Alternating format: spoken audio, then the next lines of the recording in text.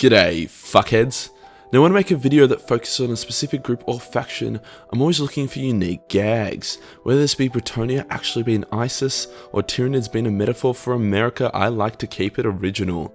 I also like to challenge myself and not to be obvious all the time. Now Space Wolves are something my Discord has been bugging me about for a while.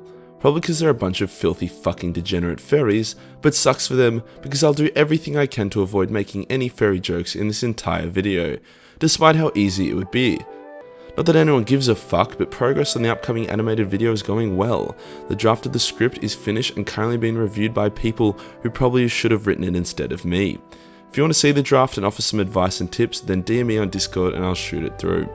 Before we pat our puppies and sink our fangs into the furry-free lore of the Space Wolves, I'd like to talk about this video's sponsor.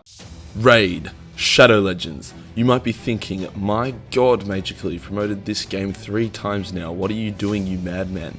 Well, that is because this game is seriously good. Raid is a brand new collection RPG game that is growing at an exponential rate. It's literally about to hit 10 million players worldwide and it's only been 3 months. The reason for this is its great graphics, fun turn-based combat that reminds us of the classics from our childhoods, and to top it off, the boss fights are insane. Did I mention that the game has over 400 different champions, with Gaelic being my favourite, because he looks like a less buff version of me. My personal favourite part of the game is that you can grind through the easier levels with auto spell and fast forward mode, but then you can take direct control for the more strategic challenging fights. This allows you to grind, but also enjoy it. It's like the perfect balance. All of this and the game is completely free to play, and there isn't even a paywall or frustrating restrictions placed on free players.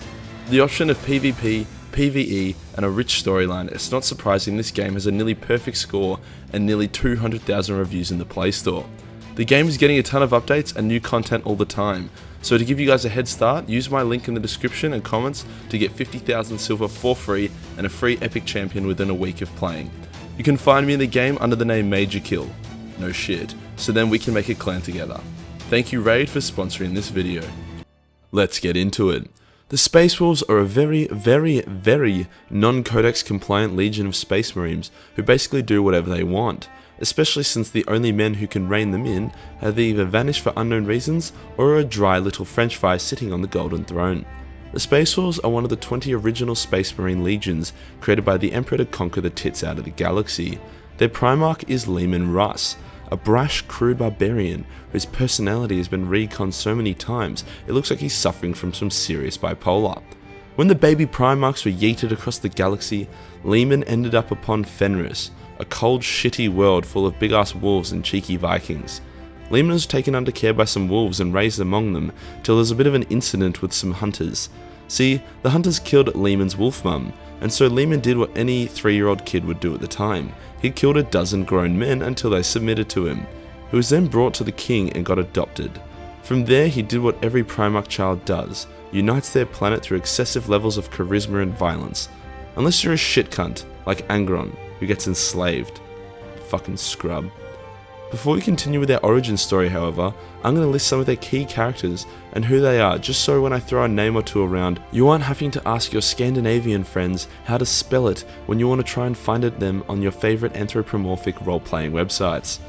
We have the obvious one, Leman Russ, Primarch of the Space Wolves and Papa Wolf.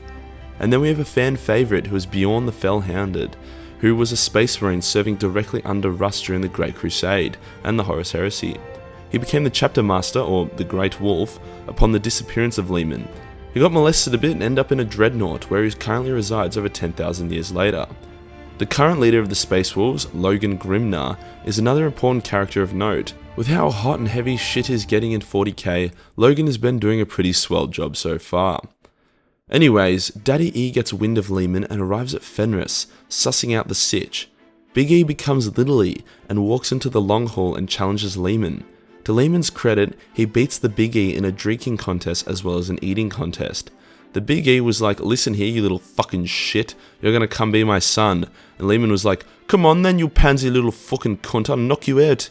So Leman learnt the hard way what it's like to be punched in the face by the God Emperor of mankind. Regaining consciousness an hour later, Leman pledges allegiance to his father and was given command of the Space Wolves. Many Ferinzian, as not how you say it, but bear with me, warriors were a bit jealous of this and decided to undergo the transition to Space Marine themselves. This is not such a good idea, as they were way too old for the surgery and most of them would die. However, the men of Fenris are made of steelier stuff, and the fatality rate was much lower than expected. Honestly, at this point, Fenris is just starting to look like a cold version of Australia. That's right, we're tougher than you. I also have my own wolves of Fenris, so I'm basically Leman at this point, without the bipolar. The wolves were fantastic during the Crusade, bringing thousands of worlds under Imperium rule, unlike Angron and these world eaters who were just kind of genociding everything they came across. You know what? I really think Angron should have been aborted. Anyway, Angron started putting nails in his legion's brains, which made them pretty angry, arguably the second angriest marines in the galaxy. As such, their definition of imperial compliance kind of devolved into, the planet cannot be uncompliant if everyone is dead, which, while technically true, isn't considered the optimal path to humanity's domination of the galaxy. As such, the Big E was like to Leman, "Yo wolf boy, the time has come to abort Angron. Go get him and his legion and bring them to me." And Wolf Boy was like, "Yif yif!" Leman and his space dogs yiffed to Angron just after he finished bringing another planet under imperial compliance, and he was like, "Yo Angron, putting nails into your children's brains and massacring entire planets is actually not the best way to go about things. Maybe you should stop." And Angron was like, "I bet you fuck your own dog, you filthy cunt." And no, that wasn't a Pharaoh reference, that was a bestiality reference. Anywho, the space dog fuckers and the nail brain world murderers started killing each other, which I suppose makes sense considering both these legions love fighting and war. The world eaters were getting the upper hand in battle because they're a bunch of psychotic fucks that love death, and Angron was beating Russ. He knocked Russ to the ground, only to find himself in a very abortable position. Leman had baited Angron into a firing circle. In an instant, Angron could be completely blown to shreds if Russ commanded it. However, Angron is once again too stupid to learn anything, so he refused to call off the battle, and Leman was too much of a bitch to kill his brother, so he got his men to retreat. Time went on and the Space Wolves continued to be a bunch of wacky cunts, but still good lads. They kept doing what Daddy told them to do. Unlike Horus, who suddenly decided he didn't want to do what Daddy wanted him to do, and decided to plunge the galaxy into a terrible civil war. When our big old disappointment Magnus got wind of this, he did what any good disappointment would do, his best. And like any good disappointment, his best ended up fucking up everything. Magnus's attempt of dibby-dobbing on his brother ended with him accidentally unleashing a demon horde in the Emperor's palace. Whoops. As such, the Emperor commanded Leman to go retrieve Magnus and bring him back to Terra for a good spanking, because it worked so well with Angron last time. As Leman and his pups approached Prospero to retrieve Magnus, Horus was like, "Yo wolf daddy." When the Emperor said go retrieve Magnus, he accidentally did an autocorrect and he meant go kill Magnus. So after a bit of deliberating, Leman fell for Horus's quality prank and tried to kill Magnus. After a bit of a scuffle, Leman ended with a blade in his heart, however he did snap Magnus's spine, so it was about an even trade. Either way, this turned Magnus to chaos, and left Leman's Primarch fetching skills track record at 0 from 2. The Space Wolves are often known as the Emperor's executioners, and are hinted to be responsible for the annihilation of at least one of the 2 lost legions. At first I thought this was a bit of a shit gag, as they got their ass handed and whooped by them by the World Eaters, and Russ hasn't really had a good track record when it comes to 1v1ing other Primarchs. The Lion knocked him on his ass, Angron knocked him on his ass, he already admitted Horus would knock him on his ass, Magnus was basically allowing the Wolves to beat him until the last second, and he still hurt Russ pretty bad, and well, we all know how a fight between Sanguinius and Leman would go. So scratching my head wondering why the Wolves were basically the Emperor's personal attack dogs, then I realised it. The Wolves are basically uncorruptible and completely loyal. They do what they're told no matter how difficult. Space Wolves also don't really fall to chaos, like it's happened but it's very rare. The Chaos Gods have never really tried to corrupt Leman, because they know they can't. Leman, Sanguinius and Gulliman are all extremely resistant to chaos, which is reflected in their extremely loyal legions. So the Emperor used the Wolves as his attack dogs, not because they were the best legion or that it was super convenient having a legion called the Space Wolves being your attack dogs. No, it's because he knew they would follow his orders to a T. It's just a bit of a shame they're a bunch of borderline rabid werewolves. Yes, I'm not joking. Thanks to a flaw in their gene seed, many Space Wolves have devolved into savage warriors known as Wolfen. Once a Space Marine has become a Wolfen, they're basically just used as suicidal melee shock troopers, similar to what happens to the Blood Angels when they experience the Black Rage. The Wolfen is most common amongst new recruits, as it occurred when a Space Marine is overcome with rage and bloodlust. or if you make references to them dressing up as animals and fucking each other. After enduring the Horus bitch fit, a couple Primarchs died and the rest kind of went to sleep or got a bit weird. Russ decided that the Imperium was fine, and his work was done, so he fucked off somewhere and hasn't been seen since. It is unknown if he is dead, in the Eye of Terror, or engaging in strange mating rituals with anthropomorphic creatures of the warp.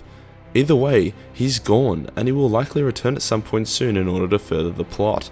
Now, since the space doggos destroyed Magnus's planet and snapped his spine, he's had a bit of a grudge against them, which is probably fair enough. As a result of this, Magnus, who was considerably less of a dumb cunt than the Space Wolves, was able to bait their main force away from their home base, the Fang. He then committed basically every single remaining Thousand Sun, along with all of their resources and firepower, into launching a full-scale invasion of the Fang. Yes, this was partially due to him being a spineless salty bitch, but also because he wanted to destroy the Space Wolves' ability to create successor chapters, which they were very close to achieving.